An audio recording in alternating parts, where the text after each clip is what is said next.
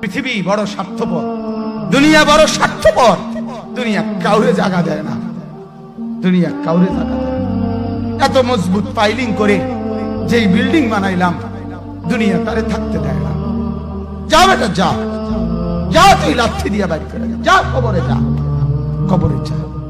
দুনিয়া কাউরে থাকতে দেয় না। দুনিয়া কত ক্ষমতা ধরকে মাটির নিচে ফেলায় দিছে, দুনিয়া কত সম্পদ আলাকে মাটির নিচে ফেলে দিছে, দুনিয়া কত সুন্দরী নারীকে মাটির নিচে ফেলায় দিছে, মাটির সাথে রেজা রেজা করে ফেলছে। আজ আর চেহারা নাই, আজ আর রূপ নাই, আজ আর যৌবন নাই, আজ আর ক্ষমতা নাই। এমন বাদশা ছিল পৃথিবীতে যার হাতের আঙ্গুলের ইশারায় মানুষের গর্দান উড়াইয়া দিত, যার হাতের ইশারায় উঠত মানুষ, বসত মানুষ। আজ বাদশারা নাই, আজ সম্পদওয়ালারা নাই, আজ মালওয়ালারা নাই। দুনিয়া কাউরে থাকতে দেয় না, কাউরে না দোস্ত, কাউরে দেয় না। দুনিয়া দাদারে আমার থাকতে দেয় নাই। আমার দাদারে আমি দেখছি, আজ আমার দাদা নাই। আমার নানারে আমি দেখছি, আমার নানা নাই। আমার দাদিরে আমি দেখছি, আমার দাদি নাই। আমার নানিরে আমি দেখছি, আমার নানি নাই। আমার বাবারে আমি দেখছি, 14 লক্ষ টাকা বাবার পেনশনের আমি সব ডাক্তারের পিছনে খরচ করে ফেলছি, বাড়ির ফসলের জমি বিক্রি করে ফেলছি। আমার বাপ যেন না মরে বারবার বারে হসপিটালে নিছি, কিন্তু দুনিয়া আমার বাপকে থাকতে দেয় নাই। আমার বাপ কবরে চলে গেছে। দুনিয়া কাউরে থাকতে দেয় না, কাউরে না, কাউরে না, কাউরে না, কাউরে না। আমার বাপ দুনিয়া কাউরে থাকতে দেয় না। তুমি থাকবা না, তুমি থাকবা না। দুনিয়ার ধোকায় পড়ো না বাপ, দুনিয়ার ধোকায় পড়ো না। মাকে বুঝার, আজ মারা বেসামাল হয়ে গেছে, আজ বোনেরা বেসামাল হয়ে গেছে, বেপরদার উৎসব তুলে দিছে। এটা যেন আল্লাহর সাথে যুদ্ধ করছে।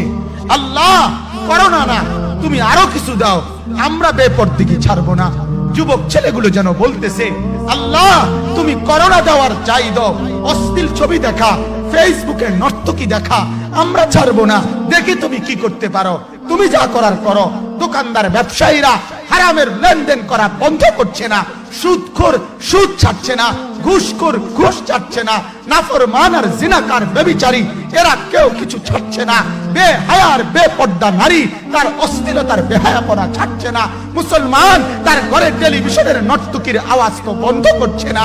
হায় করোনা কিভাবে যাবে, আযাব কিভাবে যাবে বলেন, বলেন, বলেন আপনারা।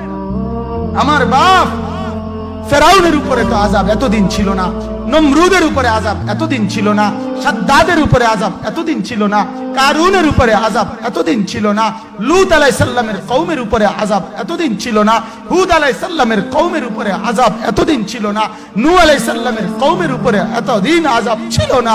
আজ আমরা মালিককে এই পরিমাণ নারাজ করছি, মালিক এত বেশি নারাজ। আজ 1 বছর হয়ে গেছে, 1 বছরের চাইতে বেশি হয়ে গেছে, কই করোনার মহামারীর আযাব তো যাচ্ছে না, গেছে গা বলে। আমাদের লক্ষ লক্ষ বাচ্চার পড়ালেখা বন্ধ, এরা নষ্ট হওয়ার চূড়ান্ত পর্যায়ে পৌঁছে গেছে। মোবাইল এদেরকে শেষ করে দিছে। লক্ষ লক্ষ ছেলে।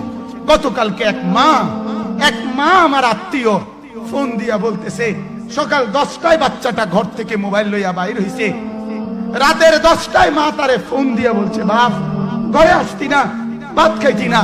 বাচ্চা তারে বলতেছে, তোমার অসুবিধা কি, তোমার সমস্যা কি? মা এই কথা বইলা কাঁদা দিছে যে, শোনেন হুজুর কদ্দুর দোয়া করো। এক বাচ্চা, এক ছেলে, সে যদি তার মাকে কথা বলতে পারে, তার মানে গুনাহ তারে এত মজা দিয়া দিছে, ফেসবুক তারে এত মজা দিয়া দিছে, ইউটিউব তারে এত মজা দিয়া দিছে, নর্তকী তারে এত মজা দিয়া দিছে, গুনার দৃশ্য তারে এত মজা দিয়া দিছে, সে মাকে ধমক দিচ্ছে।